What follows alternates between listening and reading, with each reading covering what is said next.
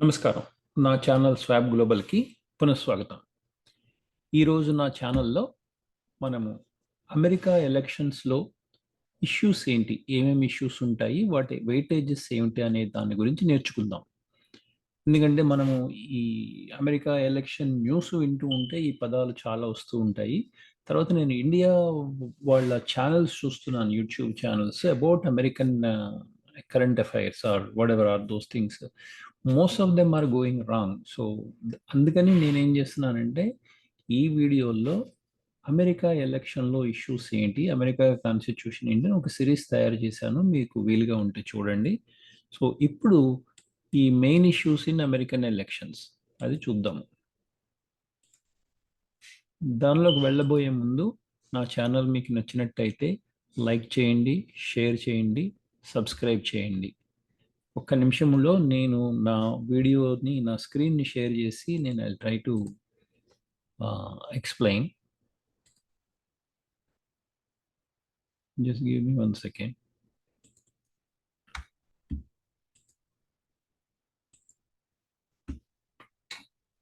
ఈ యూజీఓవి అనే ఒక సంస్థ చేసిన సర్వే ప్రకారము మనకి ఏంటంటే అమెరికాలో 25% of the total weightage of the issues అంటే 25% ఇన్ఫ్లేషను ప్రైసెస్ మీద.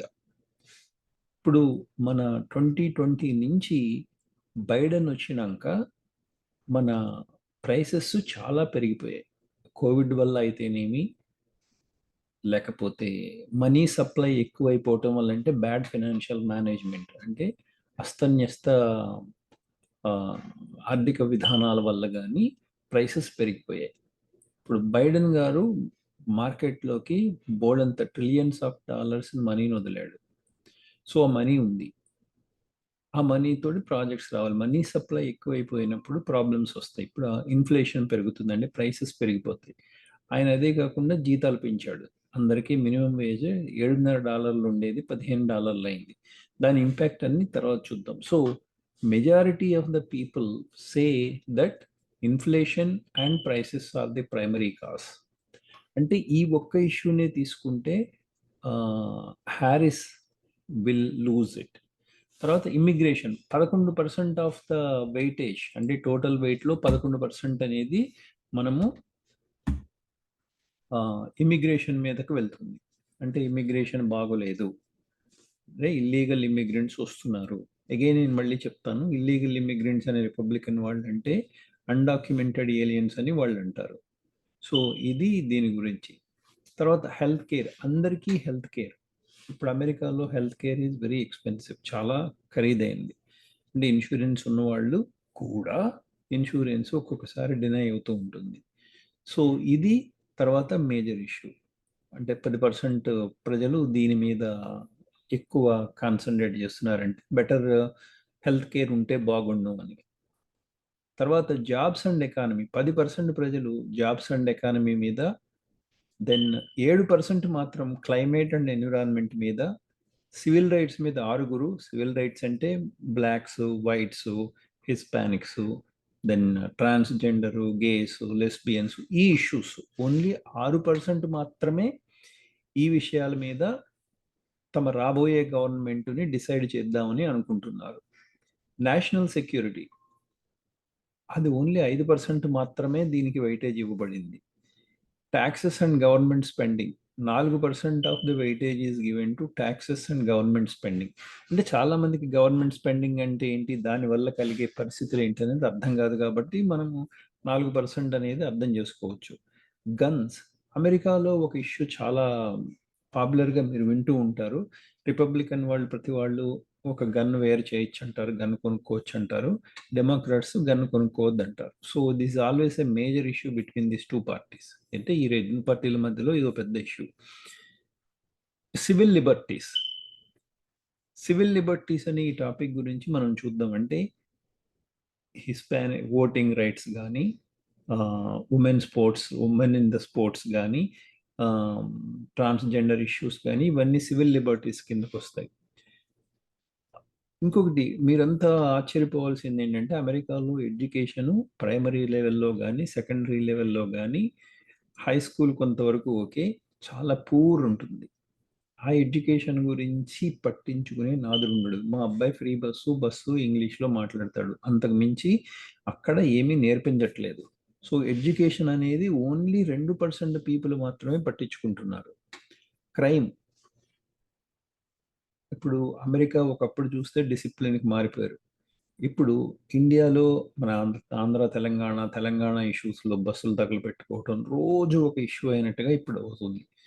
సో, అందువలన క్రైమ్ అనే దాన్ని అన్‌ఫార్చునేట్‌గా పట్టించుకోవడం మానేశారు. ఓన్లీ 2% వెయిటేజ్ మాత్రమే ఇవ్వబడింది. ఫారిన్ పాలిసీ చాలా మందికి ఇక్కడ తెలీదు. ఎందుకు తెలీదంటే అమెరికా కంట్రీ ఎవరిది కాదు. ఎవరు అమెరికా కంట్రీ నాదని ఫీల్ అవ్వరు. వాళ్ళు ఇక్కడికొస్తారు. బె వాళ్ళ ఎలిజియన్స్ అంటే వాళ్ళ యొక్క ఆహ్, ఆత్మ మాత్రం వేరే దేశంలో ఉంటూనే ఉంటుంది. సో, ఫారిన్ పాలిసీ గురించి వీళ్ళు పట్టించుకునే అంత తెలివితేటలు ఉన్నవాళ్ళు గానీ, లేకపోతే ఓపిక ఉన్నవాళ్ళు గానీ ఎవరూ లేరు.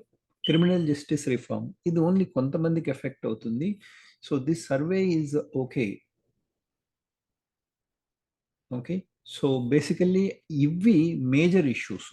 ఈ మేజర్ ఇష్యూస్ మనకయిపోయినంక మనము చిన్న వేరే ఇష్యూస్‌లోకెళ్దాము. అంటే ఈ కల్చరల్ ఇష్యూస్ అని బ్రాడ్‌గా కేటగరైజ్ చేద్దాము. ఈ కల్చరల్ ఇష్యూస్‌లో ఎట్లా అసలు వోటర్స్ ఎట్లా ఉన్నారు?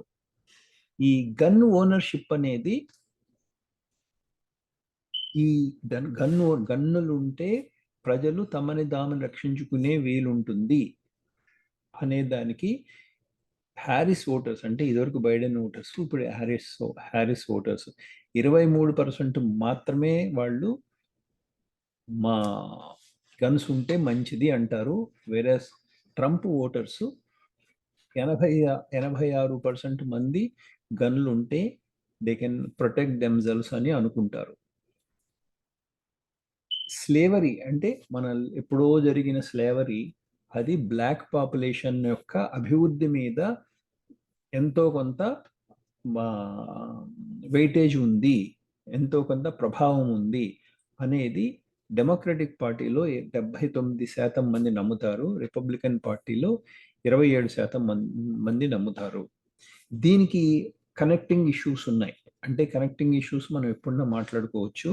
ఫర్ ఎగ్జాంపుల్ 79 మంది ఇప్పటికీ కూడా మా తాతలు, తండ్రులు, మా ముత్తాతలు స్లేవరీలో ఉన్నారు కాబట్టి మా జాతి వెనకబడి ఉంది అనేదానికి రెపరేషన్స్ అంటారు. అంటే వాళ్ళకి అపరాధ అపరాధ చెల్లింపులు అనేవి కొన్ని రాష్ట్రాల్లో మొదలుపెట్టారు. ఒక బ్లాక్ సంతతికి చెందిన అతను ఉంటే అతనికి $1,000,000 ఇవ్వటం లాంటిదనమాట. ఓకే. ఇప్పుడు ఇమ్మిగ్రేషన్ ఇష్యూని తీసుకుంటే అంటే బ్రాడ్‌లీ రిపబ్లికన్ పార్టీ వాళ్ళల్లో 36% మంది అంటే 100కి 36 మంది రిపబ్లికన్ పార్టీ ఓటర్స్ అంటారు ఇక్కడ. అంటే నేను I confess that I am a Republican party voter. 100 మంది రిపబ్లికన్ పార్టీ ఓటర్స్‌ని తీసుకుంటే 36 మెంబర్స్ ఓకే అంటారు. Essential to who we are as a nation అంటే మన దేశం ఇమ్మిగ్రెంట్స్‌కి సంబంధించిన నేషను అంటే జాతి. సో, ఇమ్మిగ్రెంట్స్ వస్తే పర్వాలేదు అని ట్రంప్ ఓటర్లు 36% మంది మాత్రమే అనుకుంటారు. వేరాజ్ బైడెన్ లేడిప్పుడు. హారిస్ ఓటర్స్ 87% మంది 100కి 87 మంది ప్రపంచం నలుమూలల నుంచి ప్రజలు రావాలని కోరుకుంటారు. ఓకే. ఇంకొక విషయం అమెరికాలో ఇంకొక ప్రోగ్రెసివ్‌నెస్ అంటే అభ్యుదయవాదం వెర్రితలలు వేస్తున్న ఈ రోజుల్లో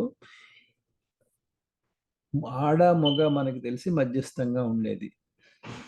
3 రకాల సెక్సులు తెలుసు. కానీ ఇప్పుడు 56 రకాల సెక్సులున్నాయి. రోజుకొక ఇన్‌స్టాగ్రామ్ రిపోర్టరు దానికి ఇష్టం వచ్చిన సెక్స్ అంటుంది. For example my sex changes seasonally అంటే వేసవికాలం ఒకటి, శీతాకాలం ఒకటి, ఇది ఒకటి. సో, దీనివల్ల కలిగే అనర్థాలు ఇవన్నీ తర్వాత వేరే వీడియోలో డిస్కస్ చేసుకుందాము. ఇప్పుడు అంటే రిపబ్లికన్ పార్టీలో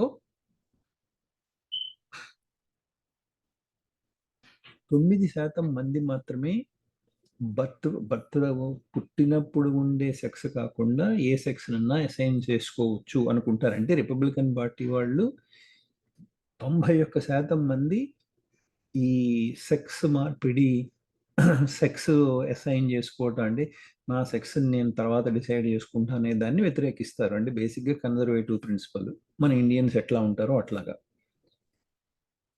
అదే డెమోక్రటిక్ పార్టీలో 59% మంది, అంటే మోర్ దాన్ సగం కన్నా ఎక్కువ మంది, ఓకే వాళ్ళ ఇష్టం, పుట్టినప్పుడు మ్యాన్ అని ఉండొచ్చు, ఉమెన్ అయి ఉండొచ్చు, ఇప్పుడు వాళ్ళు ఏంటో రేపేంటో పర్వాలేదు అనేది 59 మంది చెప్తారు. ఇది అభ్యుదయానికి పరాకాష్ట, వెర్రితలలో వేసిన అభ్యుదయానికి పరాకాష్ట. తర్వాత క్రిమినల్ జస్టిస్ సిస్టమ్కి there is another problem that America is going to face and why, అది ఎందుకు ఇట్లా క్రిమినల్ జస్టిస్ సిస్టమ్ ఈ ఓటర్ల మీద ఇంత ఇంపాక్ట్ ఉందనడానికి మనం తర్వాత డీటెయిల్గా మాట్లాడుకోవచ్చు విత్ ఇన్సిడెంట్స్. డెమోక్రటిక్ పార్టీలో 40% మంది అనుకుంటారు the country generally not tough on criminals. Only 40% మంది మాత్రమే నాట్ టఫ్ ఆన్ క్రిమినల్స్ అనుకుంటారు. వేరస్ రిపబ్లికన్ పార్టీలో 81% మంది క్రిమినల్స్ మీద లా లైట్గా ఉంది, టఫ్గా లేదు అని అనుకుంటారు. ఇది ఒక main issue.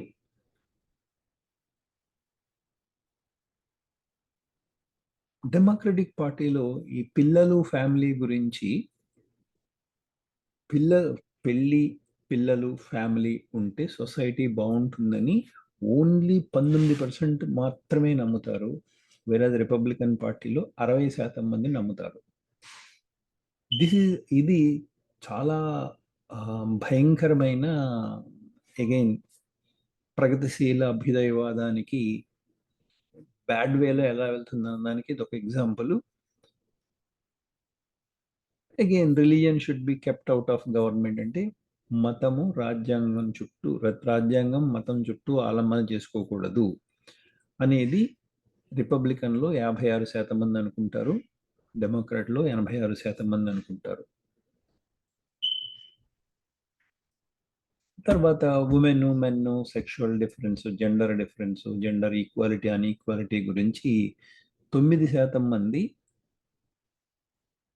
Democrats women అభ్యుదయం men యొక్క అభ్యుదయాన్ని తీసిపెట్టుకుని వచ్చింది అనుకుంటారు.